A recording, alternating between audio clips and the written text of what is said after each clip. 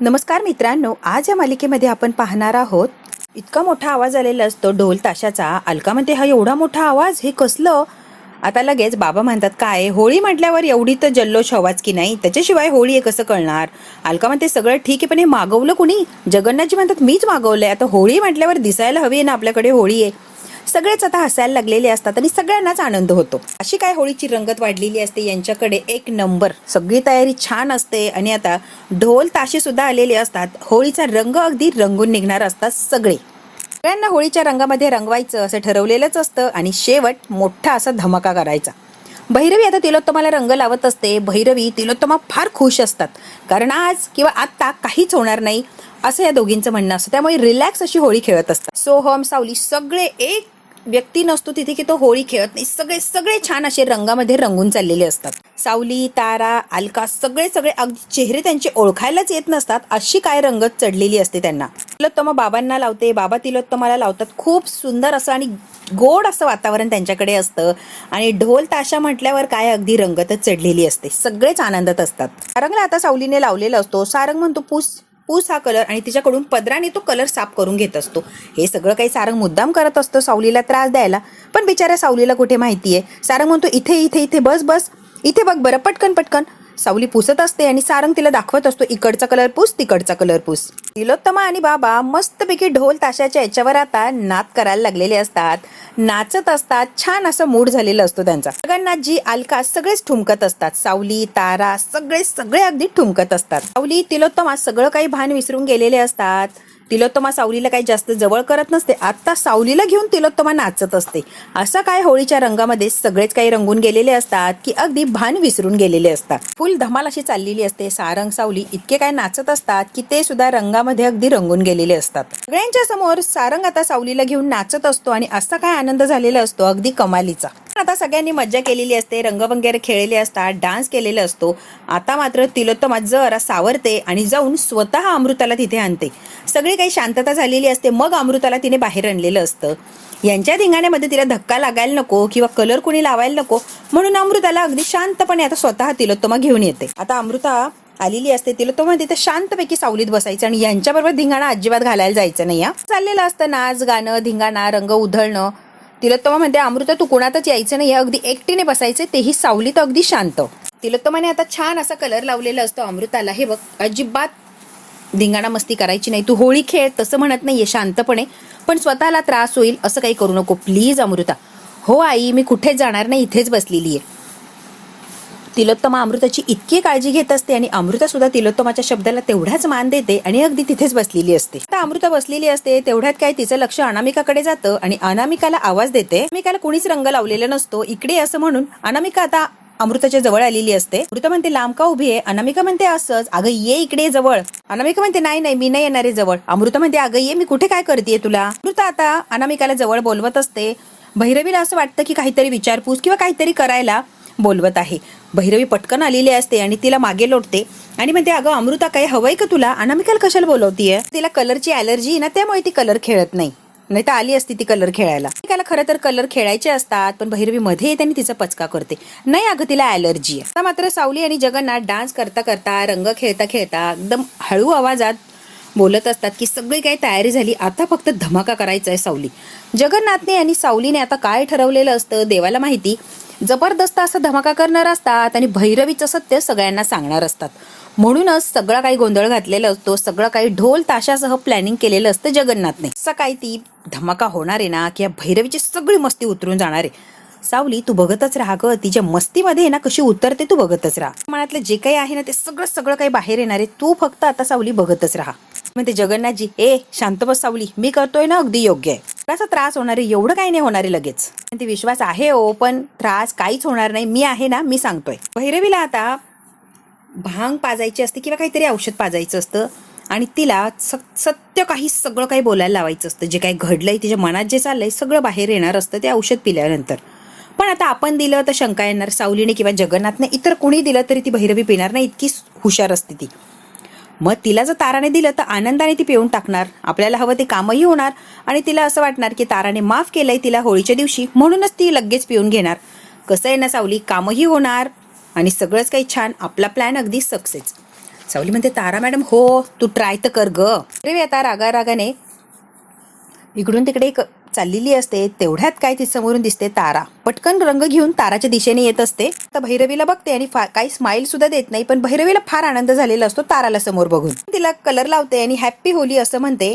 भैरवी फार आनंदी असते. आनंदाने लगेच ताराला कलर लावून टाकते. इतकी चिडचिड करते पटकन तिथून निघून गेलेली असते. जगन्नाथ आणि सावली हे सगळं काही बघत असतात. पाण्यात गेलाय. सावली म्हणते काही झालेलं नाहीये जगन्नाथजी, सगळं काही सावरता येईल. आता ताराकडे गेलेली असते आणि काहीतरी तिला समजावून सांगते. तारा म्हणते मला असं वाटतं की तिने आत्ता या घराच्या बाहेर निघून जावं. 1 मिनिटही मला ती सहन होत नाहीये. ती म्हणते जोपर्यंत तुम्ही त्यांना स्वीकारत नाही आई म्हणून किंवा त्यांना सॉरी असं त्या म्हणताय ना सॉरी, मग त्यांना एक्सेप्ट करा, माफ करून टाका मोठ्या मनाने, मग सगळंच काही छान होणार आणि 1 मिनिटात त्या घर सोडून निघून जातील.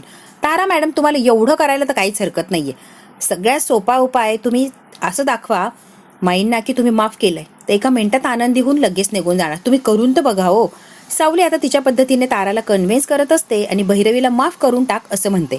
जगन्नाथ आणि सावली मिळून ताराला आयडिया देत असतात की चांगलं गोड गोड वाग, ती ऑटोमॅटिक निघून जाईल. माफ तर करू नको पण नाटक तर करू शकते ना ती बाहेर जावी म्हणून, एवढं तर करू शकते ना तारा. ताराला भैरवीला घराच्या बाहेर काढण्यासाठी कन्व्हिन्स करत असतात जगन्नाथजी आणि सावली.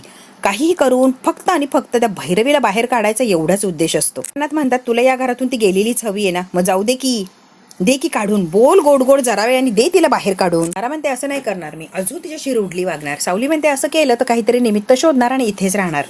आणि त्यावर तिला तो मॅडम सुद्धा काही करू शकत नाही. याआधीही त्यांनी ड्रामे केले आणि त्या इथेच थांबल्या, हे तर माहितीच आहे ना. मग आता त्यांना जर घालवायचं असेल इथून तर गोड गोड बोलायला लागणार, प्रेमाने वागायला लागणार, तरच भैरवी माई इथून निघून जाणार. कळतंय का तुम्हाला तारा मॅडम? ताराला आता खूप खूप समजावून सांगितलेलं असतं गोल गोल फिरवून. आत्ता कुठे तारा जरा शांत झालेली असते आणि हे काय म्हणताय तिच्या डोक्यात आता प्रकाश पडायला लागलेला असतो. म्हणताय तसं सगळं काही छान केलं, माफ केलं, आनंदी त्यांच्याबरोबर जरा जरी वेळ घालवला 1 मिनिटात तिथून निघून जातील. तर इथे राहायला काही कारणच राहणार नाही. हे बघा तुम्हाला राग येतो, राग करून तर इथेच राहणार आहे. गोड बोलून जर 1 मिनिटात जाणार असेल तर चांगली गोष्ट आहे ना. जरा वेळ गोड बोला की तारा मॅडम. आता कुठे तारा कन्व्हिन्स झालेली असते आणि ठीक आहे असं म्हणते. इकडे मात्र अनामिकाच्या डोक्यात चक्र चालू असतं. ती पावडर असते, ती पावडर त्या दुधात टाकायची आणि सावलीला दूध प्यायला द्यायचं असं भैरवीने सांगितलेलं असतं. अनामिका खूप घाबरलेली असते कारण ती जर पकडली गेली तर सगळंच काही अवघड होऊन बसणार. भैरवीचं कुठेही नाव येणार नाही आणि अनामिकाची बदनामी होणार. ती आता पावडर टाकू की नको, सावलीला दूध देऊ की नको हा विचार करत असते. शेवटी हिंमत करते आणि इकडे तिकडे बघते आणि ती बरणी हातात घेऊन आता पावडर टाकायला लागलेली असते. काय भैरवी आलेली असते. ए अनामिका फक्त उभी काय आहेस ग, काम कर की जरा, काम करायला आणलंय ना तुला, आवर पटापट. त्याच्याच नजरेत पडता कामा नये, गुपचूप करायचंय सगळं, जर पकडले गेलीस तर बघ. मात्र अनामिका घाबरत ते काम करते. त्या ग्लासमध्ये पावडर टाकलेली असते आणि वरून दूध टाकते. तोच ग्लास नेमका आता द्यायचा असतो सावलीला. बरोबर तिने पावडर टाकलेली असते. कोणता ग्लास आहे तोही लक्षात ठेवलेला असतो. अनामिकाचं काम झालेलं असतं. आता एक काम राहिलेलं असतं महत्वाचं, तो ग्लास सावलीच्या हातात बरोबर गेला पाहिजे. ही अशी रिस्क असते अनामिकाला, पण ती पूर्ण करायची असते कारण भैरवी तिच्या डोक्यावर उभी असते. ते म्हणते जे काम सांगितलंय ते विसरायचं नाही. अनामिका हळूहळू तो दुधाने भरलेला ग्लास घेऊन चाललेली असते आणि इकडे आता बबलू आणि नील होळी खेळत असतात. तिच्या आसपास इकडे तिकडे पळापळ त्यांची चाललेली असते. बबलू आता निसटतो आणि नील अनामिकाच्या अंगावर येऊन पडतो. तिला अशी पक्की पकडतो की तिच्या हातातला ग्लास सांडलेला असतो आणि तिला सगळा काही रंग लागलेला असतो. सगळे काही बघायला लागलेले असतात की नीलने अनामिकाला रंग लावला आणि होळी साजरी केली. फायनली कोणीतरी अनामिकाला रंग लावला, याच्याने सगळ्यांनाच आनंद होतो. सगळेच हा तमाशा बघायला लागलेले असतात. कुणाला वाईट वाटतं तर कुणाला आनंद होतो. राजकुमार मात्र विचार करायला लागलेला असतो की हे सगळं काही चाललंय तरी काय. भैरवी धावूनच आलेली असते अगदी अंगावर. ही जागा आहे काय रे, होळी खेळायची काही कळते का? अख्खा दुधाचा ग्लास सांडलाय आणि काय केलंय, पूर्ण तिला रंगवलंय. नील म्हणतो आम्हाला तरी काय माहिती भैरवी माई, आम्ही खेळत होतो आमचं. खूप घाबरलेली असते. दुधाचा ग्लास फुटला, मग भैरवी एवढी काय हायपर होतीये. अनामिकाला त्या कलरमुळे ॲलर्जी असते आणि तिला इतकी खास सुटलेली असते, रडायला लागलेली असते. माई म्हणते चल ड्रेस बदलूया आपण आणि सगळं काही धुवून टाकूया. रडू नको बरं अनामिका. अगदी तिची अशी वेड्यासारखी अवस्था झालेली असते. इतकी खाज यायला लागलेली असते, खूप घाबरलेली असते बिचारी अनामिका. आता नील तिला बघून खूप घाबरलेला असतो कारण हे नील कडून झालेलं असतं. रडत माई तिला वर घेऊन गेलेली असते. अगं रडू नको अनामिका, होईल सगळं व्यवस्थित म्हणतो. दूध गेलं, प्लॅन गेलं, भैरवी गेली, सगळंच काही गेलं. आता उरलाय फक्त नील. सावली म्हणते काय जगन्नाथजी, मग सगळा फसला की प्लॅन काय सावली? आता अलका म्हणते सावली काय झालंय अनामिकाला आणि भैरवी अशी का तिला घेऊन गेली, नेमकी चाललंय तरी काय?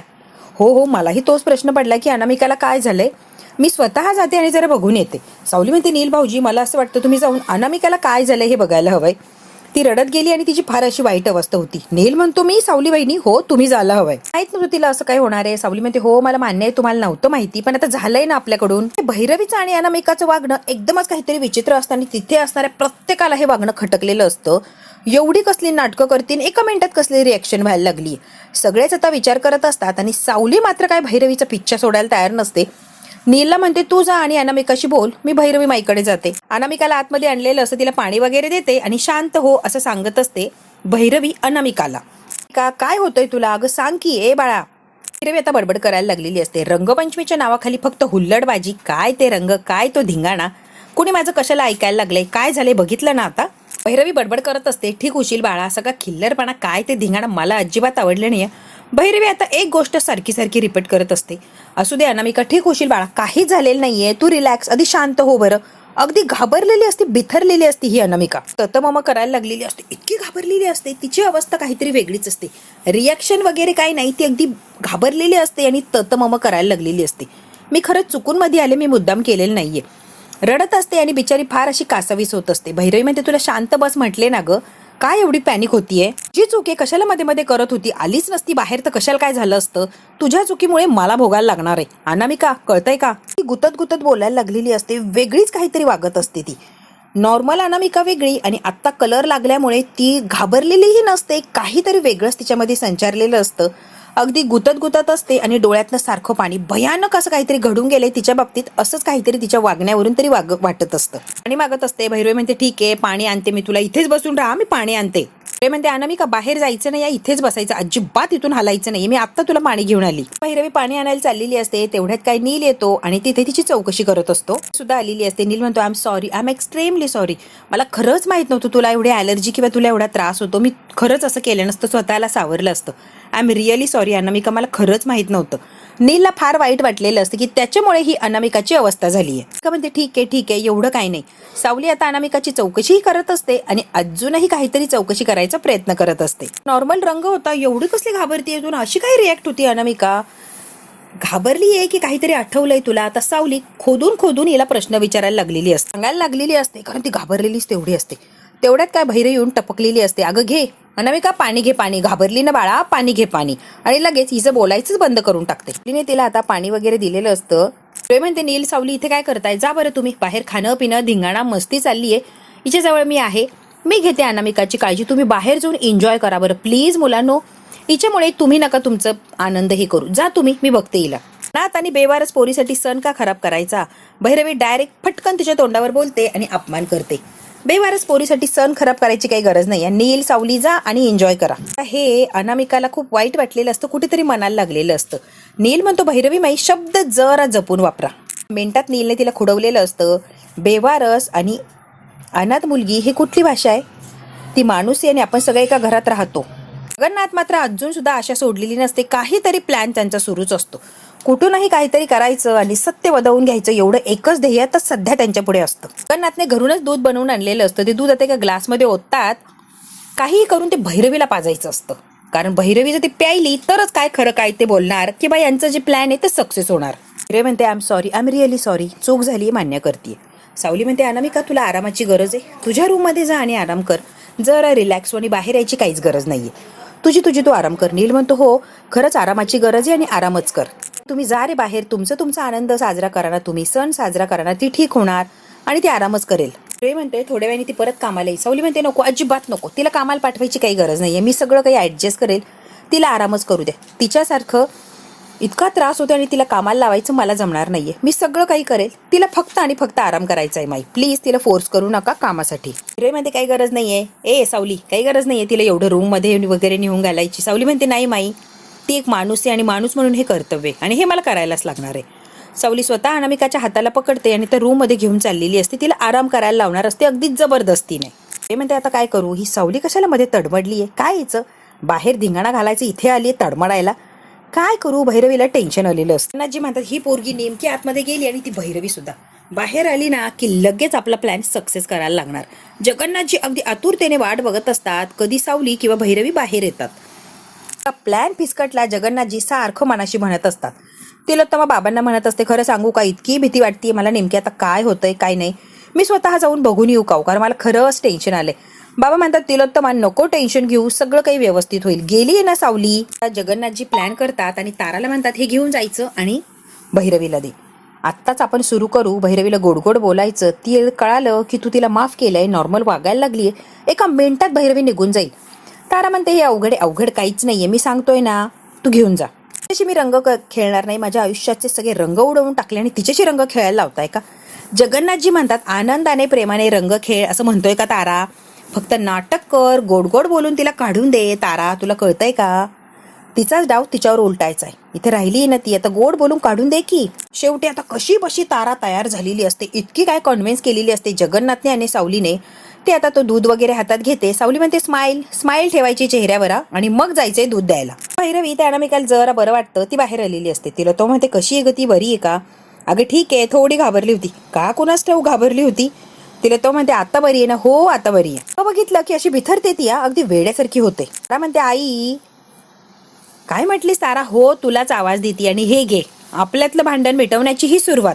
म्हणते मी तुला माफ केलंय असं समजायचं आणि उद्या या घरातून निघून जायचं. सगळं काही विसरली मी, तू सुद्धा विसरायचंय, नव्याने अगदी सुरुवात करायची. म्हणूनच हे गोड आणले तुझ्यासाठी. का आनंद झालेला असतो या भैरवीला की स्वतः ताराने तो दुधाचा ग्लास किंवा थंडाई काय असेल ते दिलेलं असतं.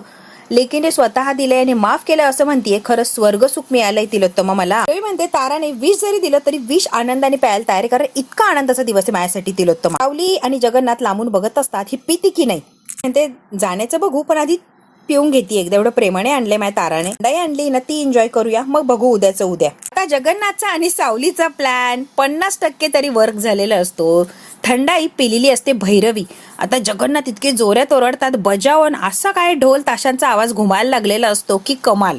सगळ्यात महत्वाचं, जगन्नाथ आणि सावली यशस्वी झालेले असतात. अख्खाच्या अख्खा ग्लास तिने पिऊन टाकलेला असतो. आता मात्र नाचायला काय हरकत नाही, धिंगाणा घालायचा. तेव्हा भैरवी नाचायला लागलेले असतात ढोल ताशाच्या आवाजावर. भैरवी अशी काय जोर जोरात झिंगाट डान्स करत असते की बस त्या ढोल ताशांच्या लोकांच्या समोर जाते आणि जोर जोरात हातवारे करून नाचायला लागलेली असते. आता खरी मज्जा येते. भैरवी रंगात यायला लागलेली असते आणि सावली आणि जगन्नाथचा प्लॅन सुद्धा आता वर्क व्हायला लागलेला असतो. बघू मित्रांनो, एवढी मेहनत घेऊन यांनी एवढा प्लॅन केलाय, तो सक्सेस होणार का? आणि जगन्नाथने आणि सावलीने जे काय केलंय प्लॅनिंग ते अगदी परफेक्ट होणार का? हे सगळं जर बघायचं असेल तर बघायला लागणारे पुढचा भाग, हा भाग इथेच संपतो. व्हिडिओ आवडल्यास लाईक, शेअर, सबस्क्राईब नक्की करा. धन्यवाद.